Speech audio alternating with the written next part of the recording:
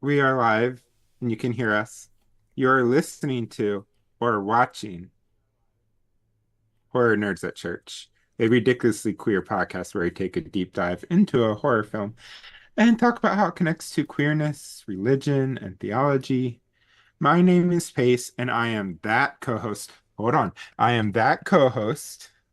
I'm pointing at the camera. I'm that co-host who has the first 20 lines of Macbeth Act 4, Scene 1, where the witches do their spell memorized, and I am that co-host who's going to repeat them right now because I'm that extra. And it is round about the cauldron go, in the poisoned entrails throw, toad that under coldstone days and nights has 31. Sweltered venom sleeping got, boil thou first the charm pot, double double toil and trouble, fire burn and cauldron bubble, I fillet know of that a one. fenny steak, in the cauldron boil and bake, eye of newt and toe of frog, wool of bat, and tongue of dog, adder's fork, and bindworm sing, lizard's leg, and howlet's wing, for a charm of powerful trouble, like a hell bath boil and bubble, double double toil and trouble, fire burn and cauldron bubble. I am I that did not co-host. I did not know those were lines from Macbeth. I Yes. mean, from the play that we can't name or whatever. And if you come anywhere near one of my puppers to take their tongue, you will regret it. Yes. I'm Pastor Emily, and I will cut you before you cut my dog's tongue. Also, I'm taking my chance to fly. Woo! Oh, sorry. Hi, I'm Susanna. And I am Oh god, this is hard. How about we just say that I am the broom that you ride? Because I'm feeling spicy today. Oh my gosh. I love it. Oh well. As a reminder, we are an after hours podcast.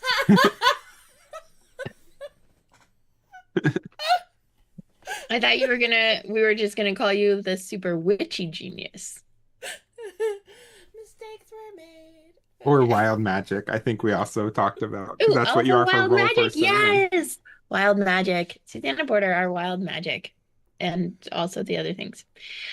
Um, anywho, hello, and we are excited to be in this new format. You are getting my only witchy shirt that I currently own, which is from Wicked because Wicked is awesome. Um, so enjoy, all you who are Mm, watching live or after the fact on video. And we are doing this because it's better for us, honestly. But one of the reasons is because we do all of the work ourselves because this is a fairly zero budget slash negative budget podcast.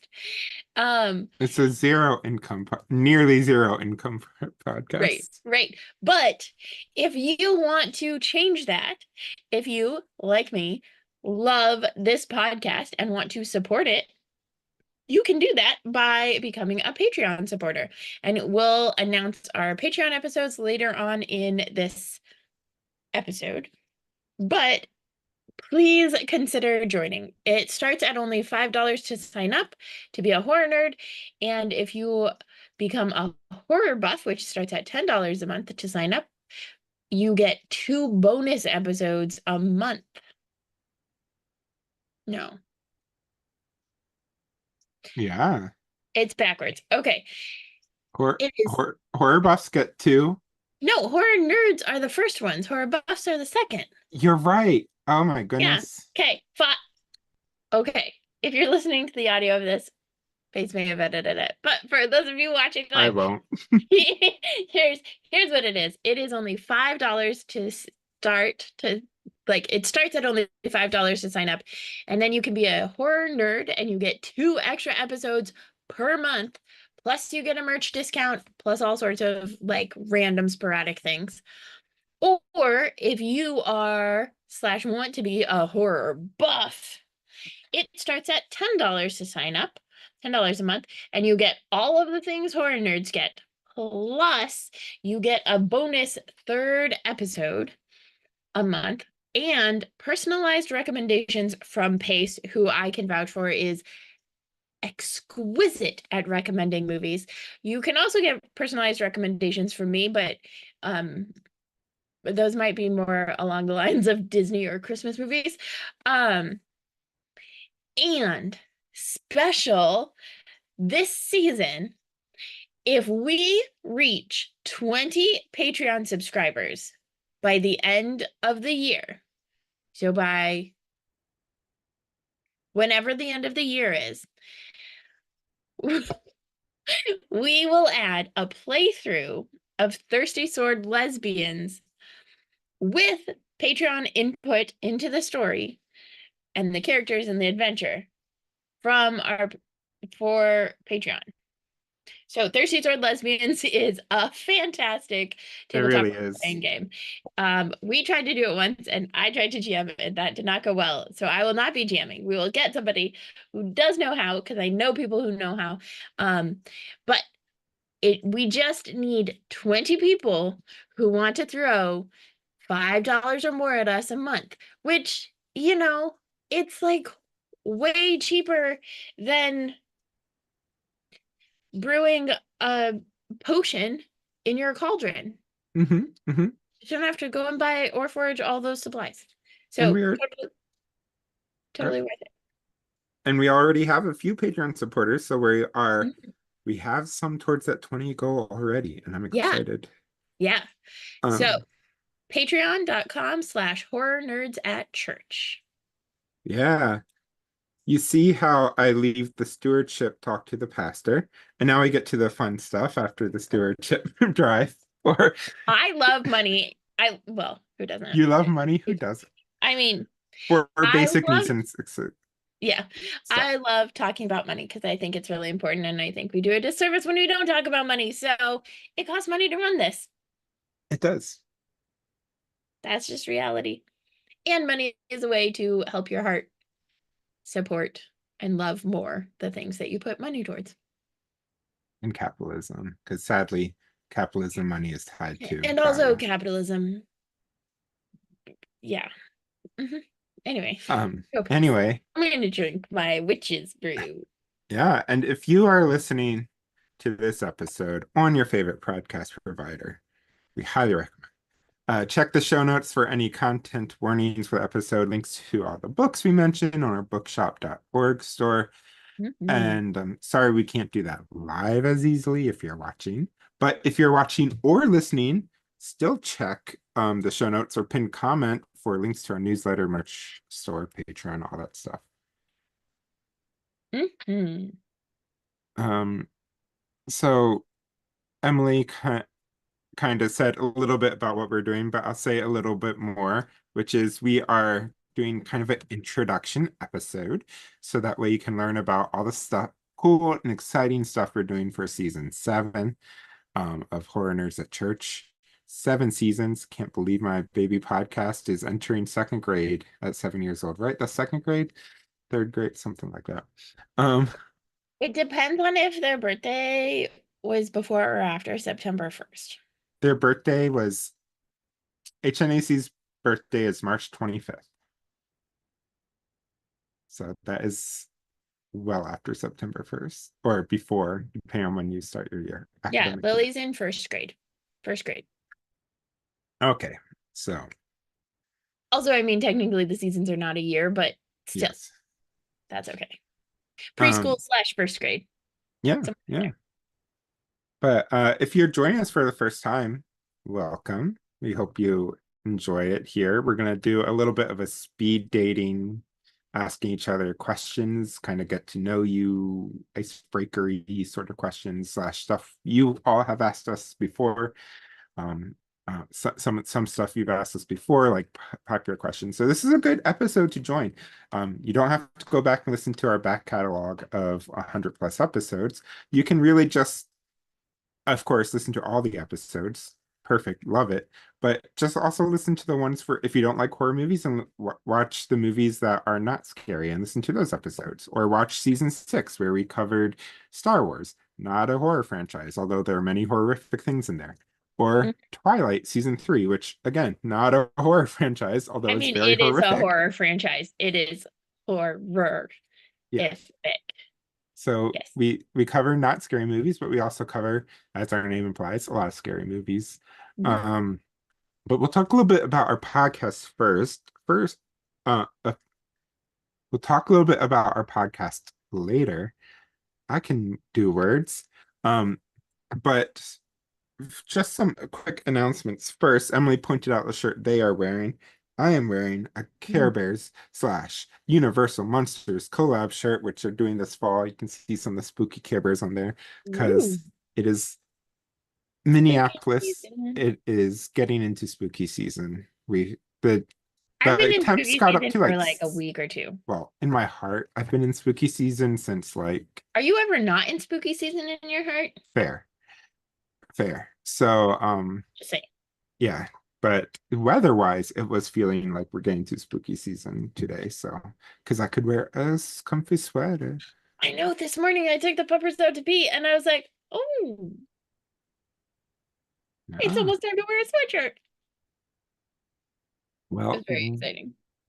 since we usually kind of meander into getting to the point of our podcast, if you're new, you will learn this quite early on that we kind of meander because we're friends and we like to check in with each other. And you can also, if you're watching live, comment what you've been up to, if you've been watching or reading any fun movies.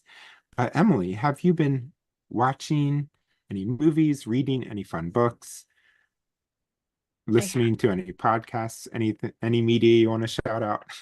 Yes, I have been still working my way through the Lunar Chronicles. Those of you who have been with us for at least a season are aware that it's taking me a little while. It's amazing when you have a puppy who needs constant vigilance. It's a little harder to read. But so I'm working my way through the Lunar Chronicles, and on Parable of the Sower Day, I started listening to Parable of the Sower by Octavia Butler because I had not ever read it. So those are my like main readings. Currently continuing my Doctor Who watch through. I'm back in the saddle, though I've been Ooh, watching the Paralympics and yes. before that the Olympics. I think I like the Paralympics better than the Abe Olympics. I don't know. They have just like so many different sports from it. Like they don't have the same sports for a lot of stuff. Mhm. Um, so the only thing that has been missing so far has been like gymnastics. I have not seen any gymnastics in the Paralympics, but like goalball and wheelchair rugby are really cool, and the swimmers are amazing. So, I've been watching a lot of Paralympics, and we've been watching A Discovery of Witches, which is exciting because Ooh, we're going to cover that in this season. And it's really good and really cool, and I really like it. So it is. I'm excited about it. What about you, Pace? Let's see. I talked about this at length on our first Patreon episode. So another reason why y'all should become Patreon supporters. But our first Patreon episode for the season on the TV show Charmed, I mentioned that I got a poster, the Fangoria 100 Best 100 Horror Movies poster. That was voted by Fangoria readers, myself included, because I'm a subscriber to the magazine. And so I've been watching my way through those, and they're really good. So far, I've liked almost every movie that's made it. I'm kind of working my way from the bottom up with some exceptions. So, but most recently, I watched um, Where Evil Lurks is what it's called. I watched this a little bit earlier in the year. It was so good. So I'm glad it made the list. It is set in Mexico and is kind of like this weird apocalyptic future. Well, not really post-apocalyptic future, but like it involves some elements of that and it's horror and it's just really good. So highly recommend that. I have been I just finished reading past guest of the podcast, Claudia Gray's um book A Thousand Pieces of You, which is a YA sci-fi futuristic novel. Um, and it's about someone who can travel between dimensions. And it's really the first book is really good. There's two more in the trilogy. And then I just started today uh reading The Little House on the picking up on my read through the Little House on the Prairie series. I have not read those before by Laura Ingalls Wilder. I Um, haven't read them either, but now you're in Minnesota. You really should. yeah, and so I just started The Long Winter, which is like the fourth or fifth book in the series. I've been kind of reading one, then wait. They're Yes. very popular books, so the audiobooks I have like have long Mm, queues on the library. So like I'll read one through audiobook and then it'll be like another 2 or 3 months while I'm waiting for the next one. So, yeah. but every time I get one in my Libby queue, we're huge Libby fans here. Yay, Libby. Also, Hoopla. Hoopla, yeah, Hoopla's Not great too. Cactus, Hoopla also, which is Yeah. like fantastic. So, but yeah, so I've been reading through those, and I will say there are many things that did not age well, but that's kind of to be expected about a book written in the mid late 1800s, but set in the mid 1800s. But it is still fascinating to get like a snapshot of like, even if you don't agree with some of the views about especially indigenous people that show up a lot in the books, even if you don't agree with that and recognize today that that is not the case, it is still fascinating to get a snapshot of like, oh, this is what a typical person would have thought back then. And this is also horrific. So, um, so it's kind of a both end thing. You just go horror on everything. Yeah, Whether I or do. not I it's do. designated horror, it is horror. I I love it. do. I I love it. do. And then the last update I want to share before we ask Susanna what she's been reading and watching. But the last thing is the Walker Museum, which is the Yeah. Contemporary Museum of Art in Minneapolis, had an exhibit on Keith Haring called Art is for Everyone, and it was in town for, I want to say, the past 3 months, but I only just got to see it last week. And I think I even texted Emily and Susanna. I was like, I feel like I just went to church. Like Keith Haring is one of those artists that like has such a, for the queer movement specifically, but just pop culture generally, an artist that has like a lot of history and intertwined with the AIDS crisis and making posters and stuff for Mhm. ACT UP and things while also and dying of complications due to HIV AIDS when he was only 31. But also just his art and kind of the stories he told through art, complicated legacy as many white cis gay men are, but overall just still such a huge part of kind of queer art and culture. And so like all of those things, I went and like by the end I was crying. And so if you the this is the last week, so if you're in Minneapolis, try to get to the exhibit if you haven't. But anywhere that is showing or holds Keith Haring's art, definitely go out and check it. There are a lot of public murals and stuff too that he did. Like if you're in Mhm. Los Angeles or New York, you can seek out his public art. Anyway, now, Susanna, what have you been reading? What have you been watching? Ooh, I am. You're I. muted. Well, for you, At least but to not for Emily and them. Pace. right? Like I have to hit unmute on the Zoom and unmute on the other thing. That's the one downside of this. But I'm working on it. I'm working on it. I'm gonna figure out auto hotkey and like find a macro that does both. I'm super excited about it. Anyway, so yeah, I'm like trying out new techie things. Like we can go to like a comment screen and like bring up comments if people ever comment. We do these kind of late, but like if people comment, Yeah. we can do that. But what I've really been enjoying watching Discovery of Witches again, like as a queer person. And I remember once I got to like third season, thinking to myself, "This is pretty sapphic. This is getting pretty queer." And even though the like cishets were prominently displayed, there were so many aspects that felt really super queer to me. And the main thing being chosen family. Like chosen family and these like ideas about like particularly within the vampires, like that family has more to do with like who has sired who was sired by who, and like it's not biological at all, right? And then that idea about chosen family being something outside of biological birth, and that it being just as important and just as good as biological family, nobody questions it. nobody questions when somebody's like, okay, you are part of my family now, that's it, they're part of the family for the rest of the show.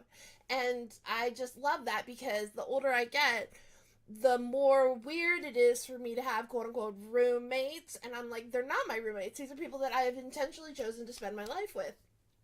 But Family. yeah, they're my family. They are my family.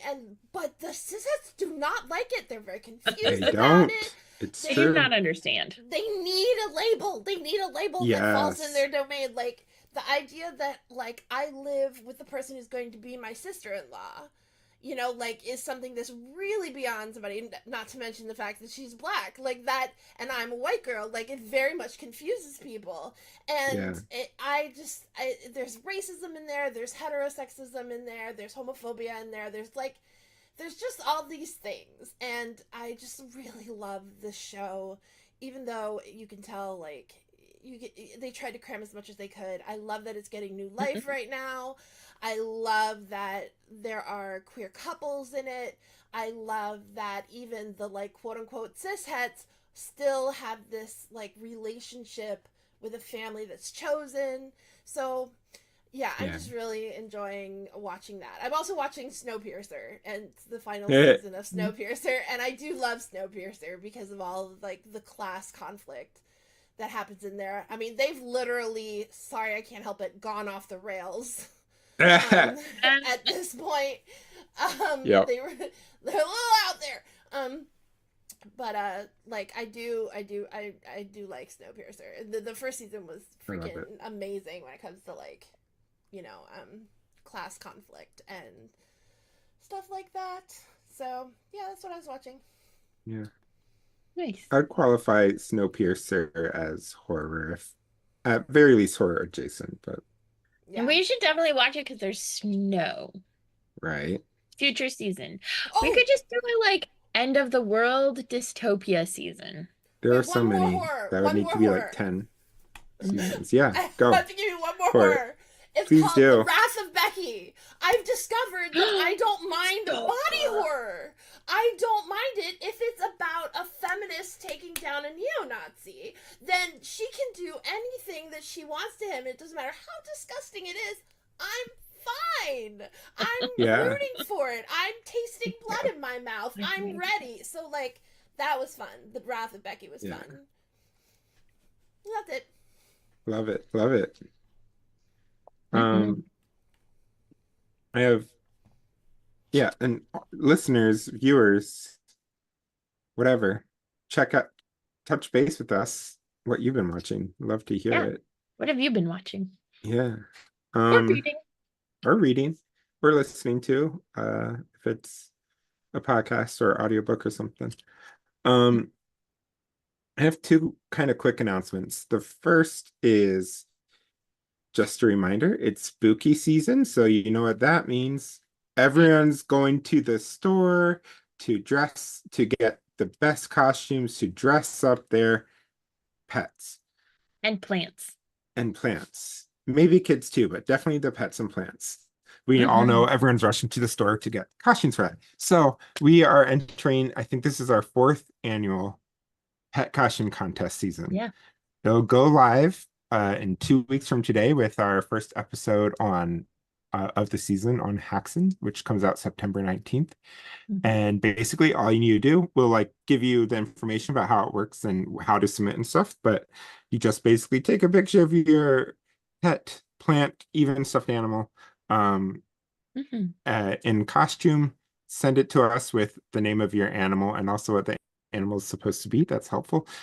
And then we will, Emily and I and Susanna will all kind of huddle and pick our top 5. And then we turn it back on all of you listeners to vote for which of our top 5 you pick. And then we'll announce winners October 29th for our Halloween Town episode. And we'll talk about prizes, how to vote, and all that in our next episode. So tune in next time. Yeah. I'm so excited. I finally have pets that I could like dress up, but we obviously our own as hosts and co-hosts and stuff. We cannot enter. So I only got to enter that very first season when I was just a listener. But yeah. Past winner right here. Yes. We'll have to come up with something. Yeah. We do as co-hosts, we do submit pictures of our pets in costume as for motivation and inspiration for all of you. So you can guarantee that I actually have you don't say couples when it's with you and your dog, but like a couple's costume. What would you call it? I don't want to say like an owner dog costume. Like a group costume. Yeah, a group costume. What I did. That's what I did when I won with my Basil. Yeah. The Little Shop of Basil Horror. And I was what's his face with the bow tie. I love the character is Seymour. And the actor from the film is Rick Moranis. Yeah. I like Rick Moranis. Yeah. I saw Little Shop of Horrors on stage here at the now I'm blanking on the name of the theater, the Guthrie. And it was incredible. Nice. So got to see it live. Brian and I went a few. I don't think I've ever seen it actually. Not even the movie? I don't think so. Emily. Maybe we'll do a season of plant horror. There's so much plant and natural horror. Back. Yes, there's a lot. So like all these seasons you suggest, I just hope you know that when you suggest a season, you're really suggesting like an entire subgenre of like 50 plus films that I would want to recommend for every single one of these. Yeah. I'm here for it. I love it. The second announcement though is you have heard of the Bechdel test. There are many other tests out there. If you haven't heard of the Bechdel test, is anyone able to summarize it succinctly? Yeah, it is a movie or show or whatever passes the Bechdel test if there are 2 women talking to each other, not about a man. Yeah, and and yet so much does not pass that. And that's named after Alison Bechdel, the cartoonist, queer cartoonist, and has written a few amazing graphic novel books and stuff. But anyway, HNAC is unveiling our own. If one already exists out there, that's fine. We will defer to them. But I'm pretty sure I did some Google searching. I can't find one that meets our actual test. Yeah. So this keeps coming up on this podcast. How many movies where we'll just to talk about season 6, our most recent season, Anakin Skywalker turns evil, but then is redeemed on his deathbed by sacrificing himself for Luke, instead of actually sticking around to repair any of the harm he caused, not just to his children, but to an entire fucking galaxy. Yes. Right? Yep. And yet he's somehow redeemed because he found light in him at the end or whatever. So Mhm. we're so tired of that here at HNAC. So we created our own test. It's the hashtag HNAC test. And basically, it Very is two creative. questions. One, does a character who starts off evil or bad get redeemed and die? If the answer is yes, it does They fail. not pass our test. Then Yes. the second follow-up question is if that character who is redeemed does not die, does the film, book, whatever, actually show them working to repair the harm they've caused before they are redeemed Mhm. or part of being redeemed? So So if that's our it, HNAC yeah. test. So if it does show them working to repair the harm or talk about it or whatever, then it super passes the Yes, HNAC test. exactly. So please start commenting or on our social medias. Just let us know any movies you want us to watch or any movies you watch or books you read that pass the test or not. Please just start letting us know. But we're also going to add this to like our end when we do our rating season for all the episodes. Is does it pass our test? Many of the films won't qualify, but some do. So Yeah, we'll see. I'm excited. Yeah. Okay. So if you're Speed dating questions. yes, let's see how awkward we can be. And if at by the end, Emily and I decide to U-Haul, then you know that speed date was a success. Come back out east anytime, Pace. Yeah, So first question. Who are we? Pace, would you like to go first? sure. Um, so who are we, as in the people talking to you, not the podcast just yet, but who is Pace? I don't, words cannot describe Pace. But Mhm. if I had to, I would say I Period. am, right. If I had to, I would have to say that I am a PhD candidate, graduating. I'm going to be positive. I'm graduating this coming spring because I will have Woo. successfully defended my dissertation um, from the Graduate Theological Union in Berkeley, California. However, I am not in Berkeley. You may have caught the reference to me being in Minneapolis area, but because I also live out here in Minneapolis where I work doing a lot of education and church related stuff, as well as a million other research and side jobs. And like I have an article in Living Lutheran you can go read, It's stuff so like that. good. Read it. Um, but Link to it in the show notes. yeah, yeah.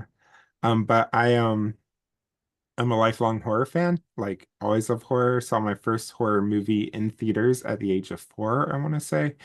I actually talk about that a little bit in the Living Lutheran article, so you can read that for more. But so I've always loved horror. I am also very queer. And so I'm getting a PhD in theology on religion. How can I combine these disparate, seemingly disparate passions and join them into one nerdery? And that became Horror Nerds at Church, this podcast. So that's where so those are kind of like my qualifications and who I am and why I started this Wait, podcast. we have to have qualifications to co-host this podcast? Mm, you do. Your qualification is you are queer, you are brilliant, and you are Emily, and you said yes when I asked. Oh, okay.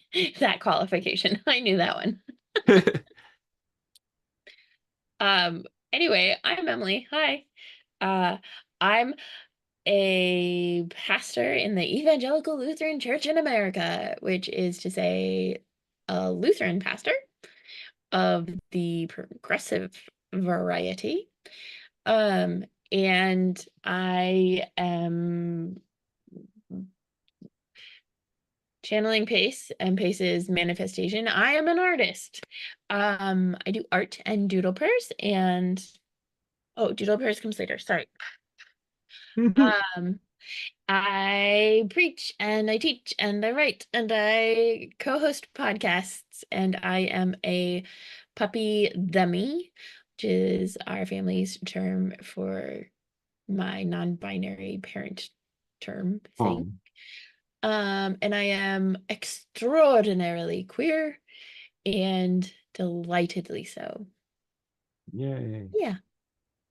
And I am a proud member of the Island of Misfit Toys Baltimore contingent. Yeah. Yep. Does Susanna want to introduce herself? Yeah, You she don't does. have to, but please do. I'm getting the hang of it. I'm really excited about it. So I am a digital enthusiast, early adopter, Super techie genius. super techie genius, what they call me. I am not an expert, but I learn things really quickly because I am super ADHD and I love doing digital and technology things for my friends and helping really good messages get out into the world that may otherwise have been stalled because of digital red tape or large learning curves. So that's what I do. I used to do campaign stuff, and now I'm doing. And then I did church campaign stuff, and then I did nonprofit stuff, and then I did church stuff, and now I'm not sure what I'm gonna do because I'm pretty much disabled at this point. With whatever's going on in my spine, we don't know what that is. So I'm trying to make a shift in my life to figure out what are the digital things that I can do that continue to serve the people that I love, and this is one of them. So if you have like any suggestions about stuff you want to see on our lives, please let me know. We're gonna work on a whole bunch of different stuff, and I'm really excited to be here. So if you only see me pop up in the bottom corner, that's because the podcast is mostly these two, this way, these two this way, and I am just giggling at them behind the scenes and like pressing buttons. Okay, that's me. Nice. I love it. Thank you. So yeah, that's who we are as people. And together, our powers combined, we are HNAC. HNAC. As you can see, the planchette making behind me, Oh, scribing behind me. Yeah. Um, HNAC. so we are Horror Nerds at Church, which is a ridiculously queer podcast about horror movies, theology, queerness, and whatever else we want to talk about, life, the universe, everything. We are technically a spin-off of Emily's other podcast, our sibling podcast, Nerds at Church, which is a podcast about nerdery in the Bible. And I say technically a spin-off because we are very, very different, but very complementary. Yes. Complementarily so. We like come from different angles. Nerds at Church goes from the Bible outward, and Horror Nerds at Church goes from horror, pop culture, towards theology. Towards theology, or the Bible, or queerness, or both, all of it. Yeah.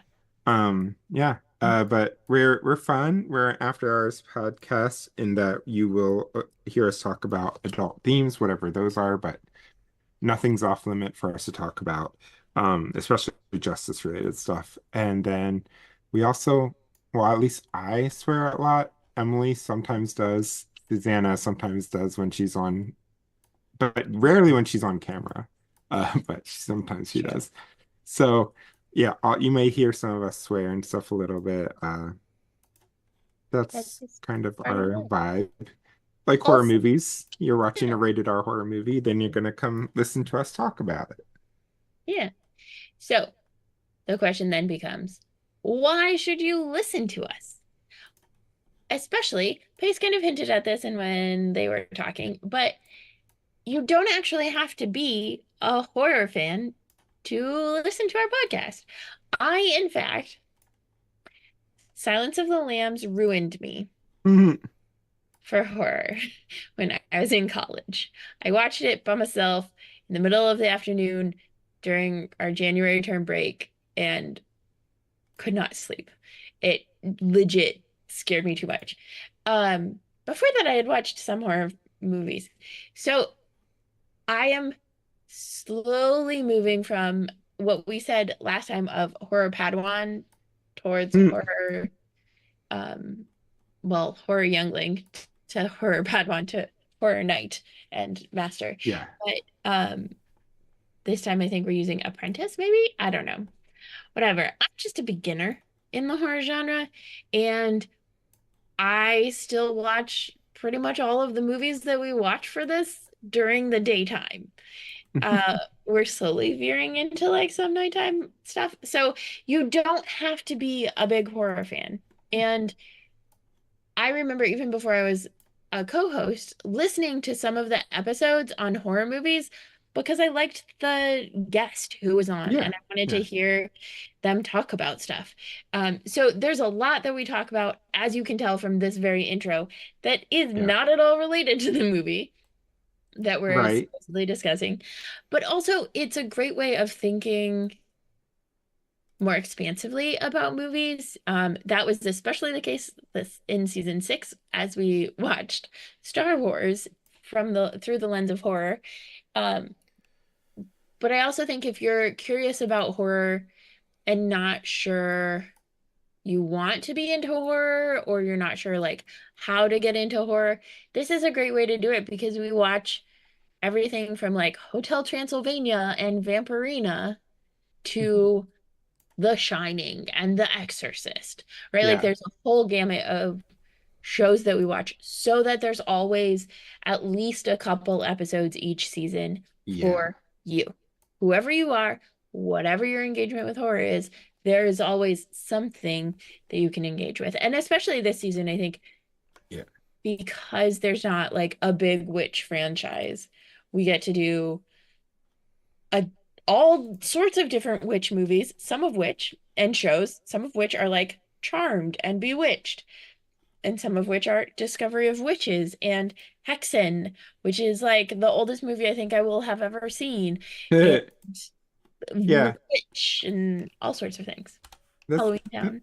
that's the other thing I kind of want to say. Emily made a great welcome for all of our non-horror listeners. But if you do like horror, you're also welcome here because Emily has That's like what it but is. said this a little bit, but like we actually do watch a lot of scary movies too. So we run the gamut. But I mean, this season alone, we're covering uh so some really child friendly or like very light horror movies to like actual spooky movies that may give people nightmares. And so we'll see how many jump scares Emily gets for some of these movies. Yeah. Oh, I'm excited to have potential jump scares. Yeah. We didn't Yeah. have many jump scares last season, so. And then in addition to stuff like we've also covered things that we would say are horror, but the average person would say isn't. Like we've covered Star Wars, which we make our case for why we think is horror, but also we have a very expansive definition of horror here. But we've covered Star Wars, we've covered Jesus Camp, which we make a very good and compelling case for why that is horror. Same with Passion of the Christ. We covered I was going that to say as Passion well. of the Christ. I just referred to that the other day in our episode with So Nerds at Church. yeah, but there's a little bit of everything for you also. And if you have suggestions, always let us know for both for future seasons. So basically each season we pick a horror franchise. This is the exception. And then we watch the horror franchise and we also watch a bunch of one-off movies that sometimes will be around a theme, sometimes aren't. Although we typically find that there is a theme in there anyway, or Right? That's our linked to Nightmare on movies Elm Street anyway. one ended up Yeah, being like dreams came up a super lot. dreamy. Yeah. So I'm going to ask you the next question though, and then I have to quick run downstairs with my dog. So the next question is, do you have a favorite horror movie? I do. My favorite horror movie is Nope. I basically, if Jordan Peele is involved, I'm there for it. I love the way he engages with horror. We talked about him and his works, as well as kind of the way that horror movies deal with race and have evolved in their dealing with race. When we had Monica Coleman and Mark Harris on the podcast, they co-wrote the book, The Black Guy Dies First. And so I loved the conversation with them as well to add kind of some of the depth and nuance to it. And if you want that book, you can order it on bookshop.org with our link, which is in the show notes. And I think we get like, I don't know, a couple pennies or something. And independent bookstore also gets some pennies or something. But yeah, so I love Nope. And I also really love Sunshine. Like space movies are my jam. So Sunshine was fantastic because it was, I mean, horror, but also space science Yeah. fiction action stuff. So, Sunshine is just a gorgeous movie. hmm Like everything about it. Um, we also covered Event Horizon in season one, and I need to figure out a way to get Emily to watch it because that's very similar to Sunshine. hmm Um, Movie commentary yeah, yeah. in I our, guess, oh, we already did a space episode season. yeah. We should do There, another space season. yeah. Like I said, every single season we cover, there's gonna have to be a sequel, at least a sequel season. Yeah. Um, my favorite horror movie. So this is hard because Yeah, I am I thought I knew your favorite horror movie. well, first of all, they change almost daily. Oh, Um, and like they're the big ones that I will always say are like really, really good and stuff. And they're kind of a lot of the ones that people would agree with. But I also have a lot of like, what is my favorite in a particular mood? So like if I just want to put something, a horror movie on that I just know I love, and it will, and I just need something on to like calm my anxiety, that might sound weird.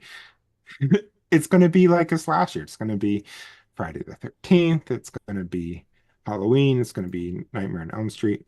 But like if I'm thinking like quality horror movie or if I'm thinking scariest horror movie, I would have different answers for all of those. mm. So I don't know. It's really hard. If I had to pick a movie, I don't think I could do it. I really don't. I heard a rumor that it was Nightmare on Elm Street. In many ways, yes. And Nightmare on Elm Street, I will often like as a shorthand say is my favorite hmm because it is so instrumental to my falling in love with horror as a genre. I started watching those Mm. movies really young. Uh-huh. Um, way too, like I legit have a daymare fr from when I we were doing nap time in kindergarten where I dreamed my kindergarten teacher turned into Freddy Krueger. And the reason I dreamt that is because I had seen the movies by that point. So like so yeah, Nightmare on Elm Street's up there. But then I also think like Nope is so fantastic or That's why I picked it. right or like classic like Dracula, which we covered. It's so good. Like it's just so hmm hard. Sunshine, like so many Midsummer, so many good ones.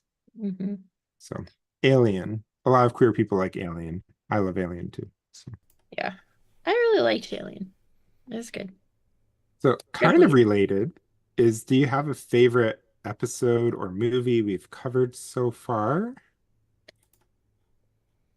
I have many, so why don't you go first, Pace? Okay. Um, the my favorite movie of all the ones, you just heard me say things like A Nightmare on Elm Street and Nope, so you know I love those movies. But if I'm thinking of like favorite episodes because of the conversation, it's pretty much anyone we have a guest on.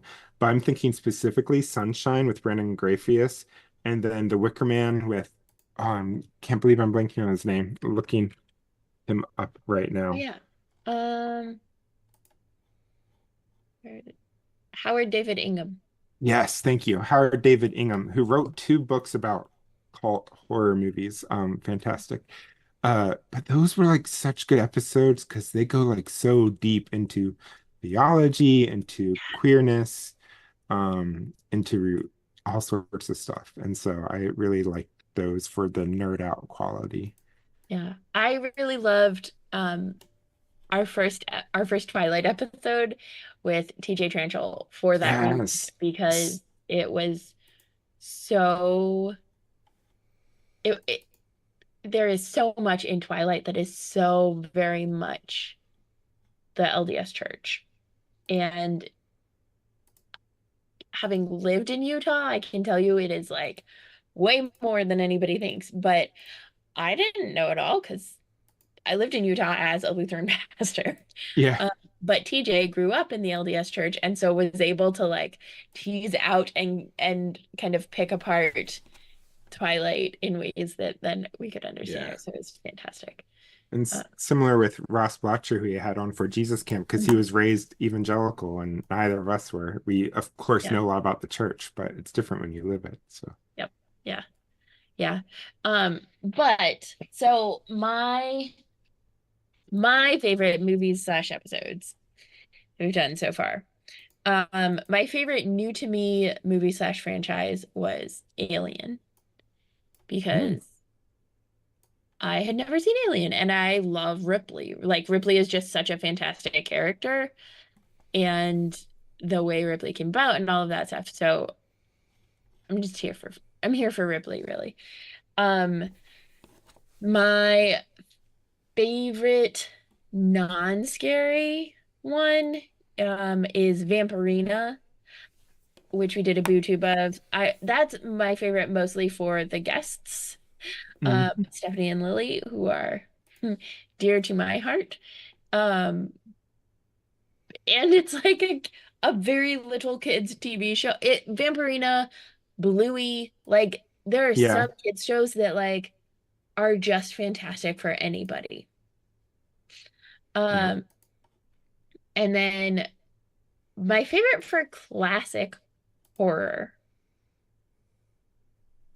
I put The Exorcist, but now I don't know why, because I also like, I don't know, the classic horror is a weird thing. So like it could be The Exorcist, it could be The Shining, it could be Yeah. Nightmare on Elm Street. Nightmare on Elm Street has body horror that I'm not a huge fan of, but in the like later. Yeah. My favorite for random weirdo connection is Children of the Corn. That was my pick because of a Yeah. nickname that a group of us from my college had for a January term in Ecuador. Um, and then my other favorites, I really you said this too, but like I really love the book episodes. Almost all of our Yeah. book episodes are guest episodes. So I loved the Frankenstein Book of Prayer. It was just fantastic. Right. And By then Steve Case. yep, and then also Remains to be Told. I'm not from New Zealand. I don't know New Zealand geography or cult or any of that. And yet Remains to be Told was fantastic. I really enjoyed the books. And then we got to have not just one, but four authors on to talk about the books. And we also got to have Claudia Gray on, which was so cool. So yeah, Yeah. I love our guest episodes a Yeah. lot. And our first um book episode was way back in season two for Attack from the 80s. That's where I first met Lee Murray Mm. and Eugene Johnson and Ben Monroe were on that episode too. And so Mhm. like it's kind of so this kind of goes back to number two of why should you listen to us because we cover more than just movies too. We even have like a mini series of episodes, mini episodes on polyamory just because Yep. why not talk about something that the Because church views as somebody's got to talk horrific? about it. Yep. Yeah. Yeah. And who's here to combat all the horrors the church is saying. So like Hmm. we really do have like quite the diversity of types of episodes. Yep. Yeah. Yeah. Also, we have covered some fantastic episodes that are like subtle or maybe not so subtle, but like uneducated people. I will include myself in this up until we did the episodes, um, would not recognize the anti-choice propaganda. Oh yeah. So we did that in one of the Twilight movies, Nightmare on Elm Street, and Yep. Susanna, our super techie genius, and also the former president of Now New Jersey, tore those movies apart and tore that propaganda apart in amazing ways that have really helped me as I've watched since then other movies, particularly when one of the characters is pregnant. So those were really cool too. I just love learning. So Yeah, yeah. 5. I love learning. They do that. Yeah. Um, Can so I yeah, give one? yeah. My favorite thing that you haven't covered is Preacher, the show based on the graphic novel, because it's Huh? entirely horror. And also I love Ruth Negga. Did you see the movie Loving? The one about the Supreme Court case with the she was the Yeah. wife in there. She plays this Oh, badass bitch. And I love it. so it's about a preacher who has the voice who ends up with something called Genesis, which is like the voice of God that can command people to do things, and the havoc that it causes, and it's completely irreverent, and it's funny and weird. It's not super great when it comes to disability, but it has. I really don't have words for it. It's horror. It is horror. It's the horror of if God was an asshole. If God is in fact actually just an asshole. What does that do, and what does that preacher's call mean? And there's a lot of going to hell and dealing with asshole angels, and like it fascinating. And then like, but the I think my favorite horror right now for me, I think Three Body Problem is a horror. Like I think it's yeah. horror. I think it's the horror of like, do we actually mean anything? I think it's horror of being destined to like not be a community, be life in general being destined to destroy the perfect beauty of the universe. It's just horror. It's just bleak. I've never experienced such bleakness. So for me, that's horror. That would also probably, yeah, that would probably cover like, yeah, that would cover it. That I haven't been so upset like in forever. Not since I was a kid and watched like 2001: Space Odyssey and was screwed up for like days. But like, no, that's my horror. But yeah, definitely Preacher. Take a peek at it, and definitely I hope that at some point you cover Domino Day, Lone Witch, because it's what I love about it. I mean, like, she's doing what she can. Like, not all of the great dialogue's great, but what I love about it is it really addresses the thing that you don't see in witch horror, which is that, you know, that there's such a thing as black magic and there's such a thing as white magic, and black magic usually comes from like an African heritage, and how that's actually the magic that heals, and white magic is the magic that's harming in this, and that the establishment is white, and there's a lot of colonialism involved in here, a lot of it, so there those issues come up in a really fascinating way. So those are mine. Yeah. Which is a fantastic segue into the next question, which was movies and shows that we haven't covered yet but want to. And we just recorded Charmed, and we started to talk about that in Charmed of black magic and white magic, and I think that that's going to come up, if not in every episode, in almost every episode. That'll definitely be something that we trace throughout the season. But Pace, do you have any movies that or shows that we haven't covered yet but you want to? Oh my goodness, you put me on the spot to go first.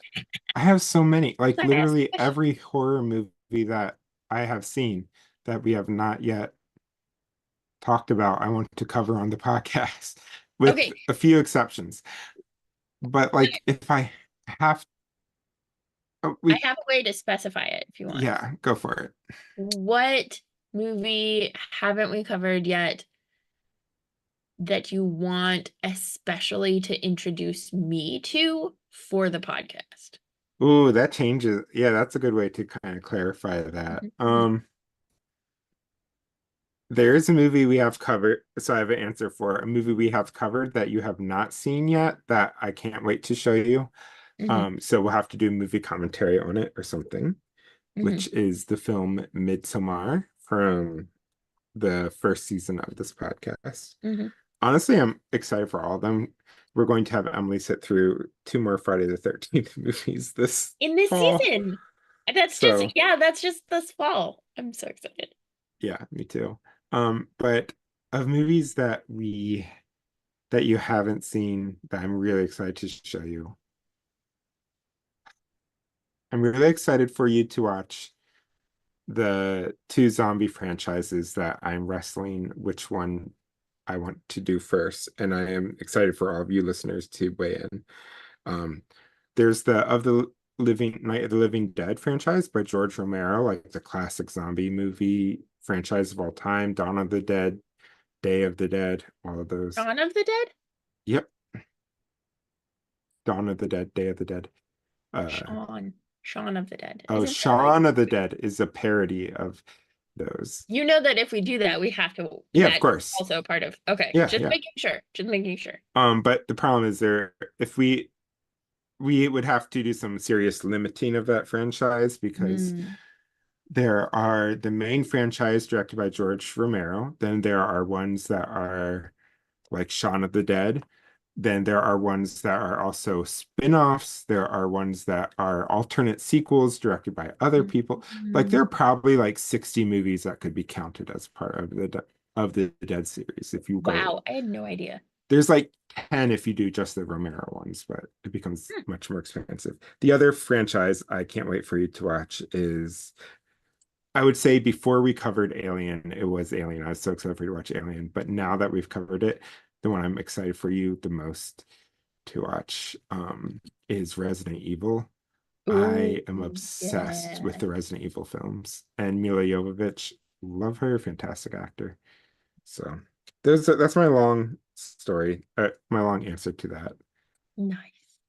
Um, I personal pick is Godzilla, of course, but yes, yes. Of course. Godzilla, Godzilla. We know that we're going to watch Godzilla. yeah.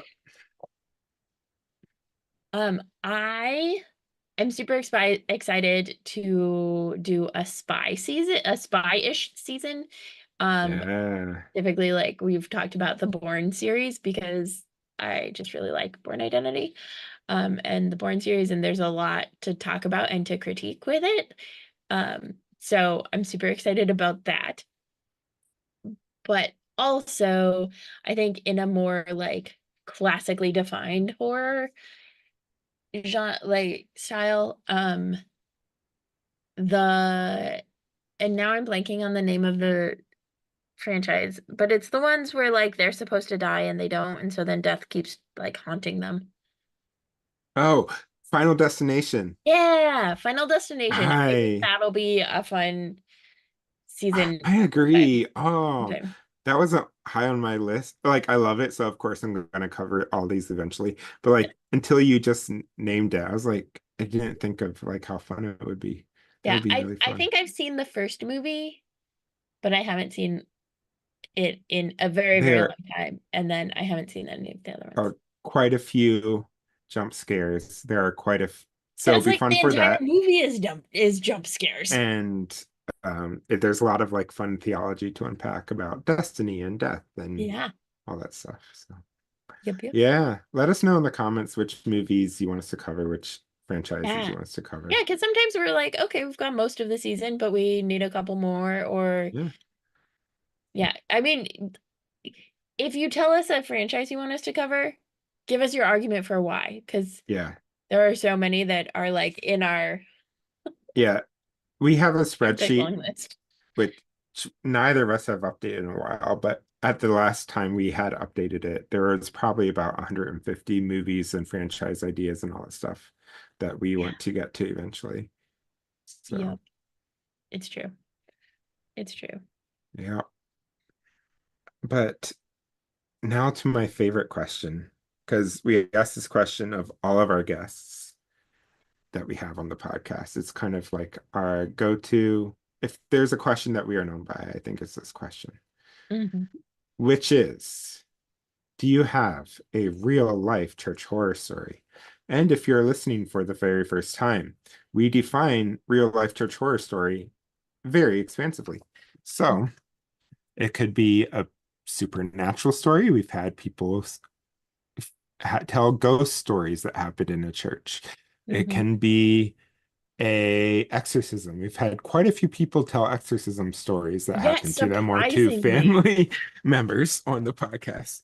Hmm. We've it can be any sort of supernatural stuff like that. But also it can be just church people being really shitty or really harmful theology, Hmm. or things like conversion camps and stuff. All that stuff counts in this broad definition of real life church horror story.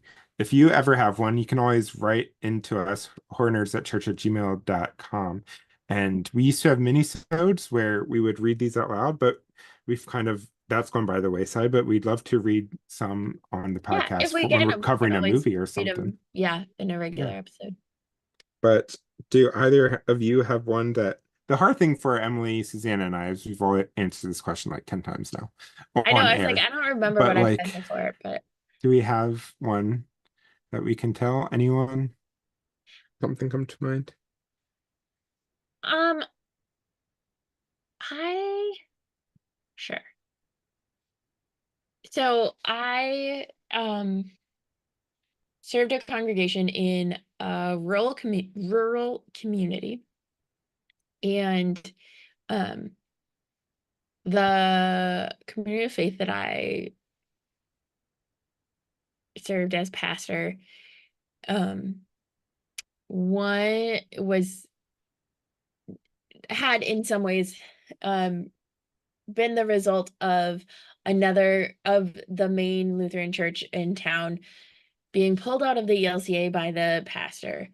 And so this was the Mm, remnant that stayed in the ELCA post 2009 policy change around queer ordination. And I went to, we had an ecumenical clergy group in town, and it was not great.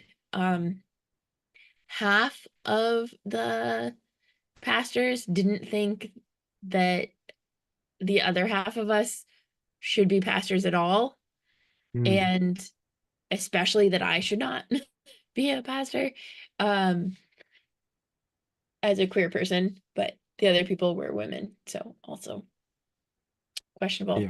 yeah. And it was just like the ways that they played nice to your face. Hmm. And like I, as the pastor, like wrote for the local newspaper an article like once a month or whatever. And one of the times I wrote about racism or queerphobia or something. And after that, the other pastors were like yelling about me at the next meeting that I happened to not be at. Um, but they always played nice to my face. Mm, But then also had a like, well, I can't participate in anything that you're going to be in because I can't subject my parishioners to you or whatever. So yeah.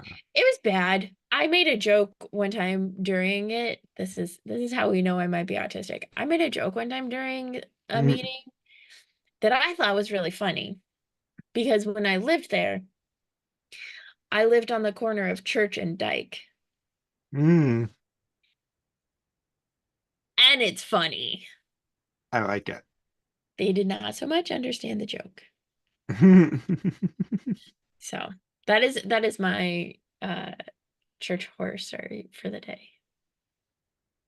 Right. What about I'm you, Tim? saddened by that, but love it at the same time because it just Right? happens so much, and I love, Yeah. yeah. Yours brought up one in me in that's kind of similar theme.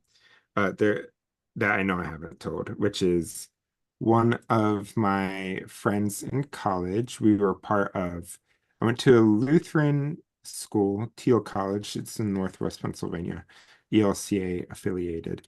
Um, so I went to this school, and because it was Lutheran in name as well as not just having like Lutheran student ministry on campus, as there was a lot of that, but there was also like a large amount of people involved in the religious program at that school are likely going to go into seminary to become pastors. So they had like a kind of focus of the religion department for like pastor going into seminary or looking at that or discerning Oh. that through Hmm. college and stuff like that. And so We had we one of would, those at Luther too. yeah, a lot of the Lutheran schools have that. Um, so we would go as like groups, and it's all people who are just considering ministry.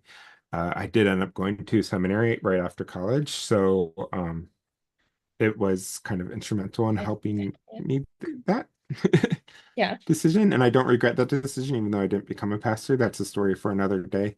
But um, one of my peers in that, uh, I'll just say a first name, started with an her first name is Stephanie. I won't give any more revealing information about her, Except but that it's not my Stephanie, because my Stephanie was yes, it's also not. my college roommate. So Yes. So this Stephanie though was someone who I thought was like a really good friend at the time. They were Lutheran. Their parent was involved in the church in some way. They were heavily involved in the church in a lot of ways as well. So like my and then a few of my other friends like Steve and became like really close as people in the same who entered the same year. We're all freshmen at the time and like kind of all interested in ministry and what that would look like for us and stuff like that. And so on one of the trips to a seminary, we would take each break, they would go to different seminary and we could go with them. yeah. So we went to, I think it was on our way to, I want to say Wartburg, but I could be mistaken. But it was one of those schools. On our way there, we were talking about discernment and stuff like that, and I mentioned how to Stephanie that I am grateful that of all my friends who are involved in the student groups, she is one of the few people who I'm happy I can talk openly about my call to being a pastor and without hearing negative stuff about my sexuality and whether that call would be legitimate. And she responded, "Oh, well, I think many people feel the call but don't actually have it. Um, and so I just agree to, so I just support you in feeling you have a call." But and just kind of Wow. like trailed it off there. And it's like, oh, so this whole time you weren't actually supporting me or a friend on this, and you're lying to me for like the past 6 or 7 months we knew each other. Okay, I got that. So yeah, that's my kind of related horror story. A lot of queer phobia in the church. Mhm. Yeah. I had a similar one that happened on Yagam, but I'm not going to tell it because I already told a church horror story. Susanna, do you have one you would like to share? I mean, there's so many. There's so Right. many. I'm gonna say them funny, but they were really traumatizing at the time. Okay, so like, there's the.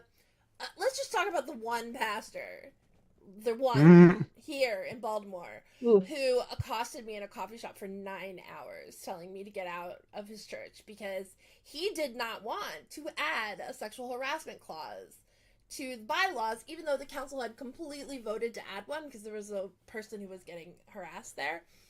Um, but because it Ooh. was his girlfriend, whole other story, he felt like he needed to be a man and take care of it himself. He had all kinds of reservations about that person leaving, even though she was receiving like 900 texts a day.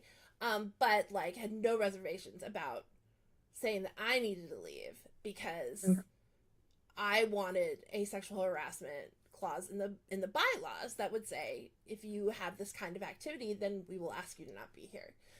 Yeah. We voted on Which all kinds of keeps things. people safe. It keeps That's people like a safe. Yep. It safety keeps people safe. So standard safety procedure like protocol. it took me, and it No. took it. I mean, I hadn't eaten. I was starving. Like 9 hours of just gaslighting and gaslighting and gaslighting and gaslighting. It was a freaking nightmare. But this, of course, fits all the themes that we've already heard before. This is a person who would put rainbows on their website and put it on their church, but absolutely refused to do the RIC process. Like, and as we did it, decided he didn't want to do it. He's like literally said, "Oh, I don't need to be queer competent to do ministry." Like to queer people, like specifically to queer people.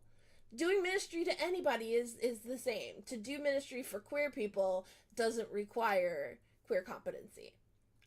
So he is like he's just a huge one. And Yeah. but like the worst thing I heard was that he was talking to somebody else later, because first of all, he put in the financial reports to the council how much everybody gave, like their name and the amount that they gave. Jeez. And like would actually have he actually had a conversation with someone about how I was lying about not having any money, because when he came over my house to work on a project with me, he saw a lot of Sharpies.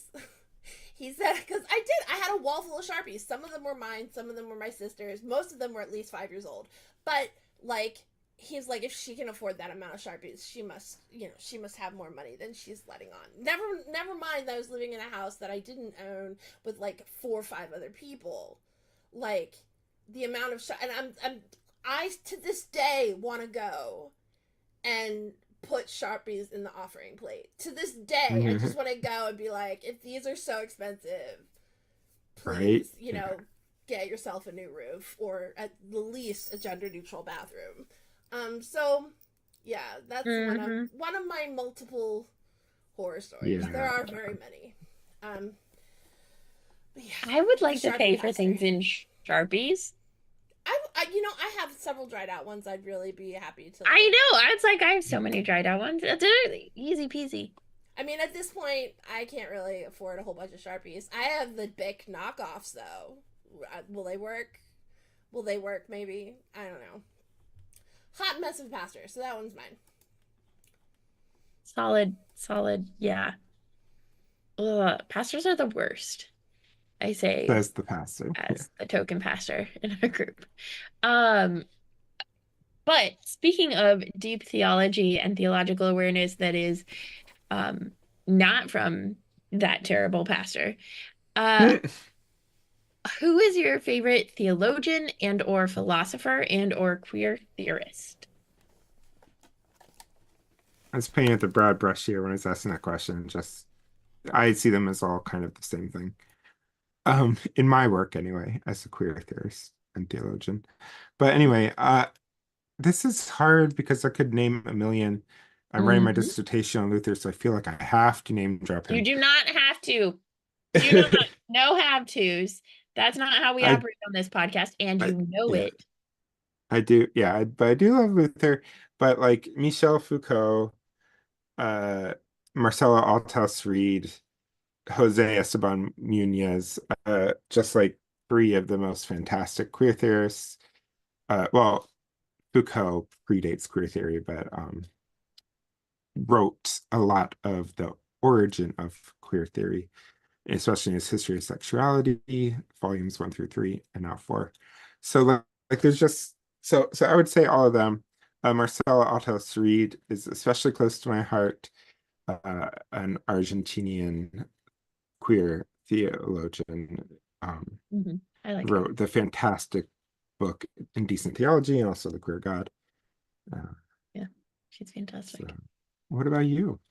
I love Gloria Anzaldúa. I always come back to her. She is fantastic in terms of queer theory, and particularly like her writings as a Chicana and as someone who is lesbian by choice.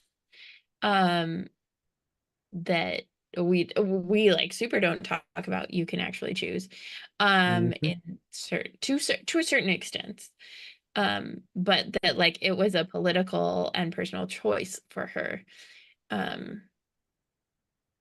and I love that. But I read her multiple times in college, and continue to go back to her today. Yeah. Particularly Borderlands, La Frontera, which is just so fantastic. But she also had like wrote in this bridge called My Back and all sorts of, yeah, she's just fantastic. And yeah, Love it. favorite. Mm. Do I will definitely do mine because she needs to Yeah, be please spoken about. do. Can't help it. Mhm. Gonna put it out there. I know she's not as like super duper like academic and like, you know, scholarly and Maybe let award-winning as us y'all, be the but judges. Don't just like discredit her before you tell us. I think she's doing the Lord's work out here, and I think it's ContraPoints. Like I really love ContraPoints. I do, and she's had some problematic episodes.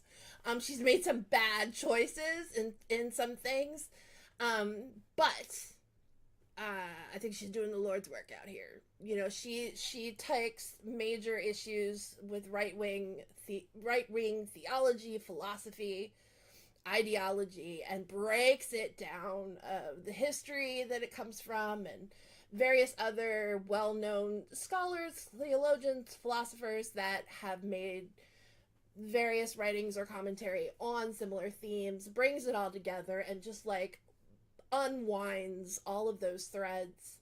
And Yeah. I think, you know, her doing her whole transition in a period and with all these video essays, like seriously documenting all of the feelings and all of the philosophy conundrums she found herself in, was like, it's so vulnerable and so brave and also just brilliant. And some of the things that she's able to make, like I particularly love the one Shame. That's my favorite one. The one where Yeah. she came out as lesbian, and as a trans woman, like first and how that like felt and how hard that was for her, because and it was what it's like to be in love with your best friend. And it was just, oh my god, it was so good. It was so Love good. it. So yeah, I just want to say, if you can't read large amounts because you're ADHD like me, and you want to get some good philosophy in your life, like ContraPoints followed by Philosophy Tubes are just like, they're good starters. They really give you a list of all the Mhm. different main themes out there, and yeah, it's good Yeah. stuff. Doing the Lord's And work, ContraPoints. we've talked about Philosophy Tube a little bit on the podcast because she did a whole episode on Judith Butler. So she has come up before too. Yeah. Mhm. Mm-hmm. Well, I have just finished my beverage, but what are your favorite beverages or snacks to consume whilst recording? I try really hard not to eat while recording. It doesn't always happen. I have a variety of snack options around me in case there's an emergency. And I usually try to just drink water because it's the safest. But for this podcast, because it's an after hours podcast, I usually have a drink with me. This time it was beer from Ministry of Brewing, Shot in the Dark. We're calling it my witch's brew for the evening.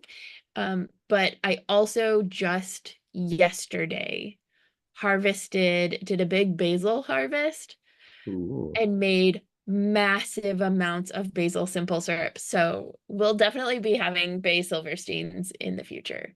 love it. And I'm hoping, I haven't actually told her yet, slash asked her yet, but I'm hoping to get a friend of the podcast, Brooke McLean, to come up with a witchy drink for us for this I love season, it. because that would just be delightful. Uh-huh, uh-huh. What about you? Um, I tend not to snack whilst podcasting, but while watching a horror movie, I'll eat anything. Pizza's Yeah. one of my favorites. Uh, to what I drink while recording, usually I'm drinking a THC seltzer, or I'm drinking, it helps with my back pain. Um, but also it's fun for a after hours podcast. Mhm. And or I might be drinking a beer or something like that, water. Boring stuff for me mostly. Yeah. Nice. It helps that we record at night because if it was in the morning, I think we'd all be drinking mass amounts of coffee.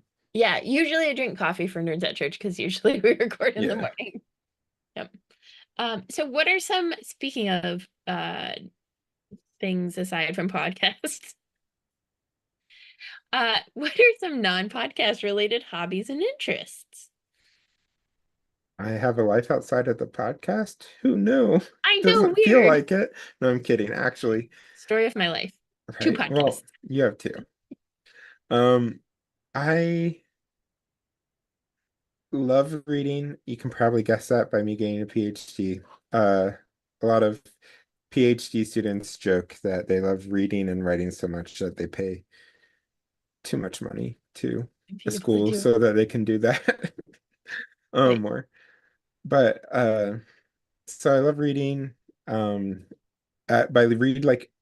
I read like 100 to 150 books a year when I'm in like in a good place, and I've been in a Mhm. good place the past few years. So, and it really ranges the gamut of genre, a lot of nonfiction, a lot of stuff related to dissertation, a lot of queer stuff, but then also I Mhm. was reading my way through like 70 some Star Wars books in the past 2 years. I've Yeah, talked you did. about earlier reading Animorphs and Little House on the Prairie and stuff. So I read quite a bit. I also love going on walks. Those are my main ones. A little bit of art, Yeah. not much. Love trying weird foods. That's one thing my Yes. Brian and I love to do. Go out and try weird foods. So, Yeah. and you, too? Um, well, Susanna, do you have anything that you want to share on this one first?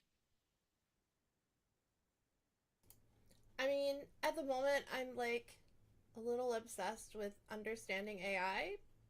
Ooh. Um, like I just like, and not for That's like, another season. Yeah. yeah, I'm really not for the like. I know what everybody sees as a lot of generative, like, oh, write me a blog post or write me a whatever. Like that feels to me. Like, but what does make me excited is take this big CSV file and create a database out of it. You know, and these are the Mhm. fields that I want to have. Or, um, I love the idea of.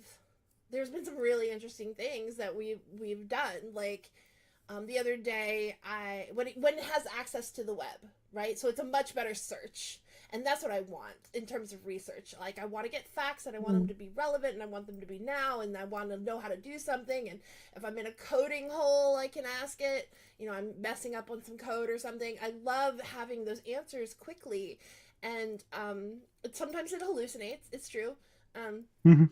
it hallucinated Brooke biracial baby daddy sperm the other day because we were looking up where is the best place to where would be the best place to find like a donor for their needs, and it definitely hallucinated a donor.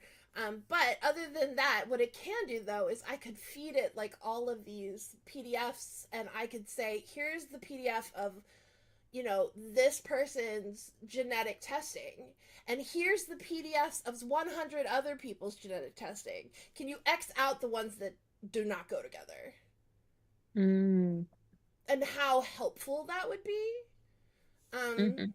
so there are ways that aren't necessarily copying other people's stuff, but is more like, can you quickly do what would take me hours to sift through? And that super exciting to me. Other than that, I spend a lot of time with my puppers, whom I love so very very much. And yeah, and also I'm really into like coloring things lately because I have so many art supplies. That was how I dealt with my mother dying, was art supplies. Um, yeah, and Notion, spending a lot of time in Notion, which to me is a hobby and fun. Uh, I love Notion. so, so Agreed. there we go. That's what I do. Nice. Yep. Yep. I do art and doodle.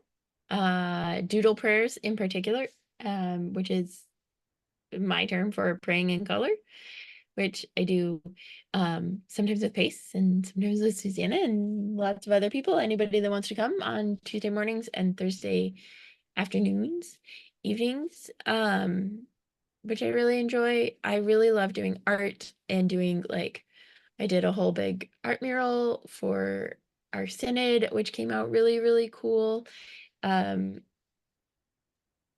So I just and I have a bunch of extra canvases from it. So now I'm like thinking about what art I can do on the canvases and maybe digging back into my TikTok, my TikToking with like roll for art and roll for sermons and things. We'll see. And then, as Susanna said, mostly hanging out with the puppers, our adorable, adorable puppers who we love so very, Yeah. very much. They are adorable. Mm-hmm. Mm-hmm. Yeah. I don't know if we're so fancy that we have pictures of them that we can put up for our next question. I don't think so. Not quick enough because I wouldn't be able to get mine. Yeah. But I was like, oh, we should have done that. And we then should have. Mm. We'll do it for a pet costume contest Oh though, yeah. so don't worry. Yeah. There'll Gotta be be a little time. faster than that. But if I had AI connected to OBS and automated in some way, I could say, go through my photos and pull me up a picture of both Athena and Bailey and then broadcast it on this screen. Like, I would be able to do that! Oh, Yes. But sigh. but you gotta find Gandalf too. And Yoshi. Yeah. And Yoshi And dog. Kira and Nova. Which is our next question. Who are our pets? What are their names? Etc. Well, mine are, as you just heard, Gandalf. And then then Brian's dog is Yoshi, and they are both our beloved children and wild and all the best things. Those are my two pets right now. Yeah. Ours are Bailey, who is 3 but may actually be 5. We're not sure. Sometimes people lie, who is a German Shepherd Husky mix and is the gentlest dog ever, but also the biggest dog with the deepest bark. So really good at terrifying people on accident. And Athena, who is almost 6 months old, has, from what I can tell, only one puppy tooth left, and it's the vampire tooth, but her adult Aw, vampire tooth is also coming in. So they're just like one behind the other, and that's it's what kind of cute. happened with Um, Gandalf's. It's cute. yes, she is Gremlin. She is currently in her Gremlin hour, I believe. She has a Gremlin hour that starts at about 7 and lasts for more than an hour every night. But she is getting very, very big and is adorable. And then she is a German Shepherd with a few others, including Cattle, an American cattle dog. And I think something else, but I forget what it is, and Susanna might be too focused on what she's doing to remind me what the other. I was transitioning, trying to get a picture of them on there real quick. But like, What's Athena? Athena's German Shepherd and cattle and cattle dog. She's 10% cattle dog and 10% husky. 10% husky. And then our Knittens, which is, like instead of niece or nephew or nibbling, I don't like the word nibbling anyway. We have Knittens, is how I spell it. And those are Kira and Nova, and they are sisters, and they live in the land of Anarnook on the island of Misfit Toys, because I'm allergic to cats. And they get baths all the time, / regularly, and eat special food just for me. But they are adorable. Kira and Bailey sometimes take walks together. Aw. I gave Yoshi a bath yesterday, and it wasn't as bad as I expected. I didn't say what kind of dogs mine are, but my Gandalf is most likely both are rescues, so we don't know for sure. But Gandalf is most likely a Chihuahua Dachshund mix of some sort, and Mm. Yoshi is likely a Shiba Inu full bred, but could also not be full bred, but has all the famous Shiba Inu mannerisms, including Mhm. the Shiba scream, which he has done for bath time before, but not for me. So Hmm. I guess I'm on bath duty now on because he doesn't scream for me. Uh, We are like so close to Athena getting a bath and also terrified because she's not seem like a super fan of bath time. yeah, yeah. Yeah.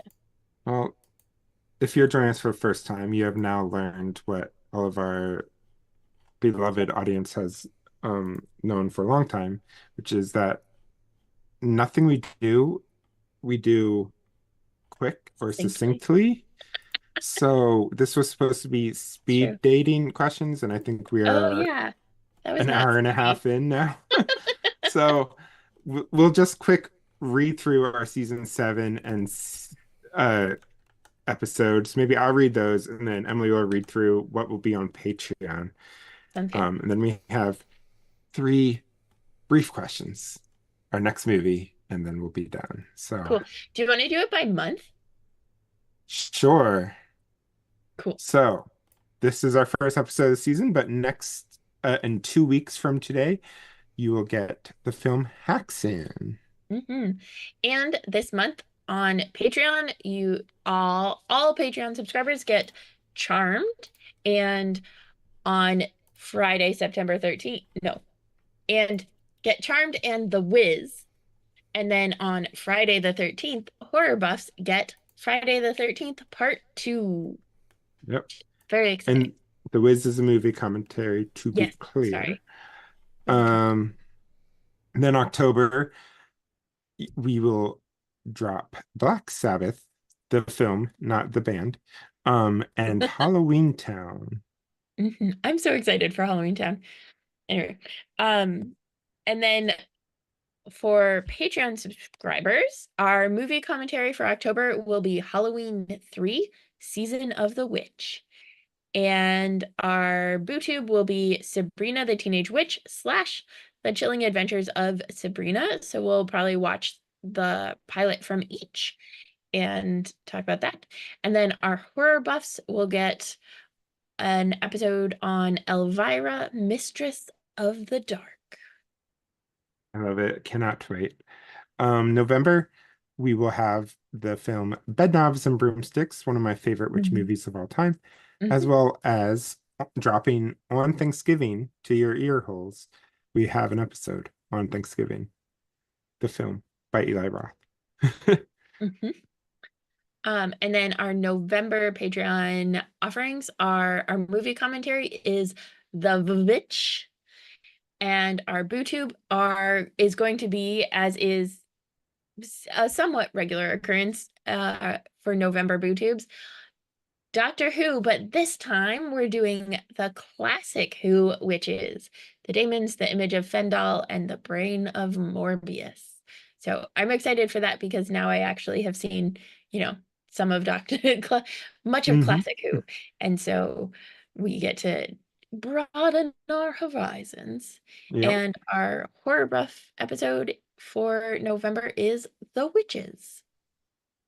Sweet. And then for December, we have the film The Witches of Eastwick. We have the film Matilda, the 90s film, not the Netflix one that will come up later. And we have It's a Wonderful Knife dropping on Christmas for all of you as a Mhm. Christmas gift to you. Yay. And then in December for Patreon, our movie commentary is Matilda the Musical. Our BooTube is American Horror Story Season 3 Coven. And our horror buff episode dropping on Friday the 13th is Friday the 13th Part 3 3D. I didn't know it was 3. I Uh, hate 3D. it's not in 3D when you Oh, watch it. good. Whew. I Okay. mean, you can, but I don't think you have the TV set up for No. that. January then we have Practical Magic, a Yay! movie we all love. Yep. And The Yay! Blair Witch Project, Mhm. which is set in And Frederick County, Maryland. indeed it is. I learned that during our Charmed episode. And then our January Patreon offerings are our movie commentary is Kiki's Delivery Service. Our BooTube is A Discovery of Witches. And our Horror Buff episode is on Beautiful Creatures. I'm excited for all of those. For Mhm. February, we have a few things coming. We have The Love Witch. We have My Bloody Valentine, releasing on Valentine's Day, the original, not the remake, to be clear. And then we also have The Gayest as in Gay Male, Which Movie Ever, The Covenant. Mhm. And our February Patreon offerings are our movie commentary is Bewitched. Our BooTube is Bewitched. And our Horror Buff episode is In Fabric. Yeah, I'm super Mhm. excited. Then we have two more movies in March. Well, one more movie, Suspiria, and then we have a retrospective. And the Suspiria is the remake. We've already covered the original. Um, we may do more in March on Patreon, but we may not because so far we are still behind on the ones we're supposed to do for season 6. So We're realizing that at the end of the season it's a lot harder to get in the yes. Patreons. So But there has been some, campaigning for Domino Day. So yeah, and so much more. yeah. Well, quickly, do we anticipate a theme that will come up? You already named one earlier, light and dark, that binary. Yep. I have a sneaking suspicion that the horrors of Christianity and the church might come up. Ooh, I like it. I don't I know think, most of the movies that we're watching, yep. but I know Christianity's history with Mhm. witchcraft and witchery. Yeah. Uh, so yeah, but I don't know. Are you thinking Yeah. Chosen Speaking, Family also? oh yeah, that's a good Battle. one. Yeah, Covens, I mean, very much like a chosen family. exactly. Uh, I anticipate similar to yours about the church is horror. I mean, most of these I've seen, so that's it's a little bit different for me, but I anticipate us talking a lot about um whether witchcraft, as Christianity has historically said, is tied to the devil, or is witchcraft some other kind of magic spell or natural something? Um, so is the source of power the devil or not? I'm very curious, and I think that'll come up a few times. And I also am pretty sure that a lot of these movies will be pretty gay and queer. Whether or not intentionally or we just queer read them, which we do for all the films. But I think I a lot mean, of them, Chosen Family is like a default. So but yeah, sapphicness and witches tend to go together. Male witches tend to it's be like true. in people's mind kind of gay. It's So I mean, it's true. oh Also, if there are any, I forgot to say this before, but if there are any books, which books that you think, yeah, no, in their lit retrospective, they should really talk about whatever let book. us know. Yeah. I know Pace and I have some books already in mind, but we have time between now and then, so we can read a couple more if you give it to us in time. Just saying. Yeah. Um, And then, what do you anticipate being your favorite or least favorite films, or the most theological? I think I'll just answer the most theological. I think might be I all of these are going to be so theological, so it's hard to say.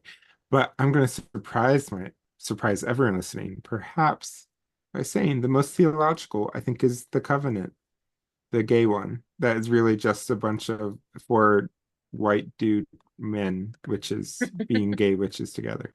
But I think Mm, there's a surprising amount of theology there, so I'm excited to unpack it. nice. What about you? No, I have no idea. I have no idea. I love Halloween Town, and like I love the cute ones. Um, but and I know I like It's a Wonderful Knife. So Yeah, I don't know. It's hard because I I'm either excited. don't know them at Is all there or one that all ready to pick you've them. heard of that you're excited to see most or most interested in seeing that you haven't seen yet?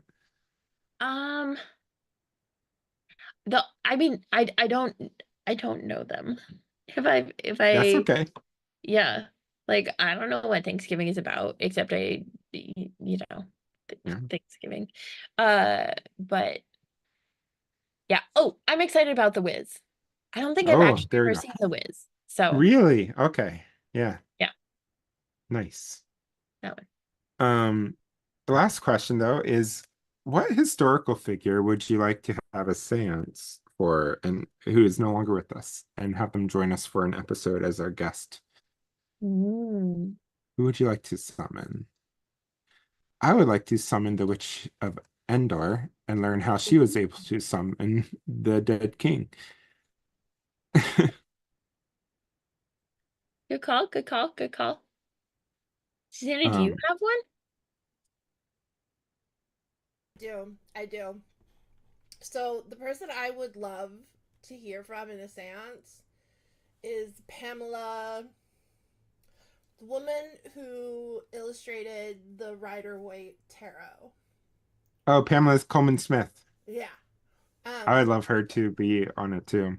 like Mm. just like where she had like because there's so much symbolism in those tarot, and I would love to know what what influences were there, what things Yeah. like made her think about them. Does she see any of those archetypes today? Like that would be mine, definitely. And just I love FYI, I'm it. going to be the first person to put in a book, and it would be Marion Zimmer Bradley's The Mists of Avalon. Mm. 100%. Yeah. Mom Which gave is that to me once. it's a really, I really didn't read good it. book. It's It's a big. it's very thick. Yeah. It's a huge So book. I've written it. I've read it several times. I remember the first time I read it. I was 14, and I found it at a friend's house, and it was like a first edition, and it had like one of those like intricate like covers on it, and it was like bound leather, and it looked like a super secret illegal book, and I was entranced with it from then on. But it really is about like. I mean, Marion, the author, was problematic later on in her life, very problematic. Um, in terms of letting her husband do whatever the hell he wanted, which is tends to be a hole that cishet women fall in. But this book is very feminist in nature, and it's basically the King Arthur story from the perspective of the women and from more of a like a pagan perspective, and there's a lot of like conflict between pagan and Christianity, and so like from their perspective, from the men's perspective, these people would be witches, and then from their perspective, they're following a call to the goddess, and it's just really about power and gender and faith. mm. Nice. I couldn't think of anything and did a quick Google on something, and I think I would want Jezebel Ooh, there you go. from the Bible. Queen Jezebel. Yeah. Partly because I'm just very curious about like what her perspective is on life, the universe, and everything. But also, she has been accused of being a witch, so Mm-hmm. Mm-hmm. yeah. And Marcella Althaus Reed, I'd love to have on Ooh. just because she uses pop culture a lot in her works, and I would love some of her pop culture take on witches and queering that and stuff. It'd be fantastic. Yes. Anyway, join us in 2 weeks, 2 weeks from today, 7:30 on a Tuesday evening Eastern, to watch us live, or Thursday, they drop at 12 Central Time on your favorite podcast provider to listen to us. And we'll be covering the 1922 silent film. Emily is correct, the oldest film we've covered on the podcast thus far. Haxan, directed by Benjamin Christensen. You can find it on Max, the Criterion Collection, Tubi, but it's also in the public domain, so you might be able to find it at places like YouTube and stuff for free. And that's it for our show. Our theme music was by Matt May. Our super techie genius / wild magic is Susanna Porter. Horror Nerds at Church releases seasonally with a live video on Tuesday evenings and audio on your favorite podcast provider on Thursdays. Please comment, rate, and subscribe to us on Apple Podcasts, Spotify, or wherever you get your podcasts. Support us on Patreon and get access to exclusive movie commentary episodes, BooTube episodes, and maybe if we get up to 20 of us, listening to your favorite co-hosts pretend to be thirsty sword lesbians by going to patreon.com/horror nerds at church. Starting at only $5 to sign up, it is infinitely cheaper than creating a new horror franchise. Buying a new cauldron. Those are expensive. Then buying a random movie enough times for it to pass the HNAC test. There you go. Follow us on social media, Facebook and Instagram at Horror Nerds at Church, and Blue Sky and Twitter at HNACPOD for all the latest updates about upcoming films, news, and other announcements. Until next time, keep it witchy. Keep it safe.